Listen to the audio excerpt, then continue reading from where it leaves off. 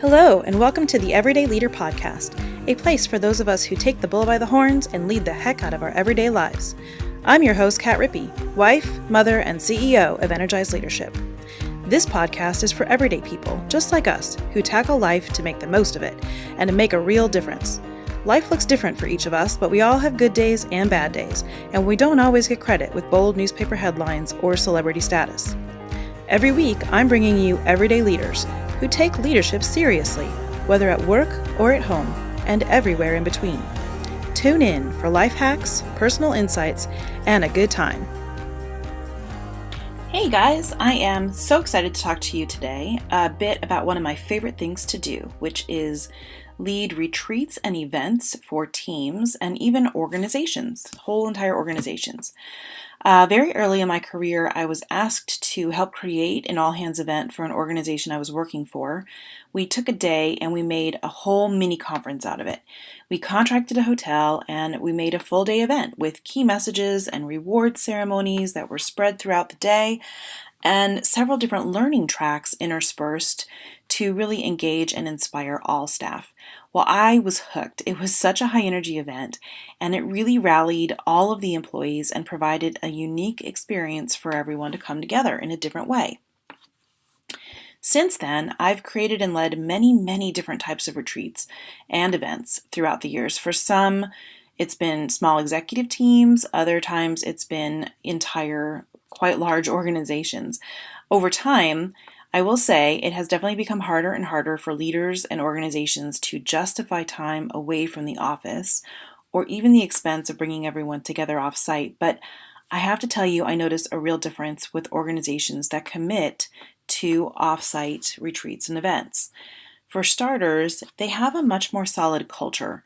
People feel connected to each other as well as the organization as a whole in a different way. It's really reaffirming for them to see a wider angle view of the people and the work that's being done, and it gives them a better perspective to their role and how they fit in overall. There's an energy that just doesn't happen during the actual workday when they're off-site. I call it team, I call it connection, I call it relationships, okay? It's really just something that doesn't happen in the same way in the workplace going through your regular day-to-day.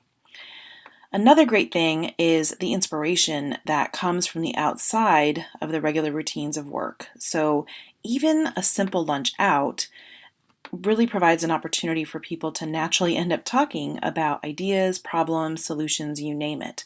When we're busy doing the work, or even when we have our more agendified meetings, these conversations just don't happen. So it's really critical to add time and space for the natural unfolding of ideas and connection to happen. Inspiration also can come from strategic speakers, learning opportunities, or even very specific items of discussion.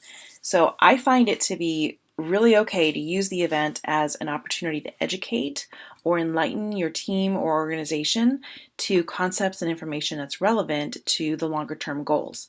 As a matter of fact, it's critical, in my opinion, that you do find opportunities to educate and inspire your team frequently throughout the year. It pays off in dividends.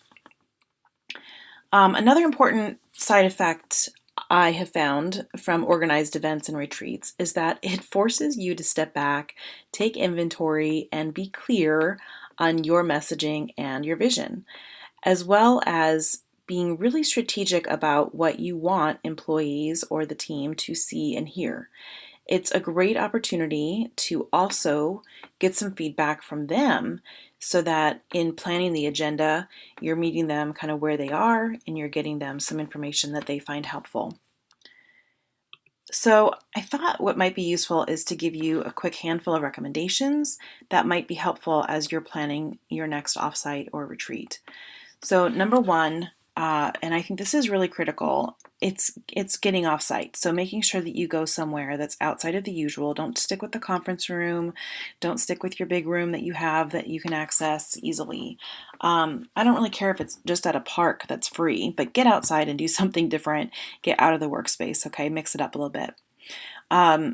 Second of all, do some activities. You definitely want to be thoughtful about how to get people interacting with different people than they usually interact with, right? It's okay. They're going to want to be comfortable with those they work with quite frequently, but you want to find opportunities to get them doing something unique and interacting with people they don't always connect with. Definitely be thoughtful about bringing in some juice to get them thinking. So whether that's a strategic topic for discussion, or if it's a subject matter expert on something that everyone maybe needs to be aware of, it's a huge opportunity to bring in some much needed learning and thinking that'll help achieve the longer term goals. So definitely be thoughtful about what to bring in. And then I kind of mentioned earlier, but involving people on your team or in the organization in the planning, it's an opportunity to connect with those who love to coordinate this kind of thing. Trust me, they'll jump at the chance, and it's a great way to engage them. But it's also a great opportunity to really get some insight and ideas from the entire organization, so they feel like they were included in making it happen and that their needs are being met. Also, really make sure you're taking the opportunity to rally.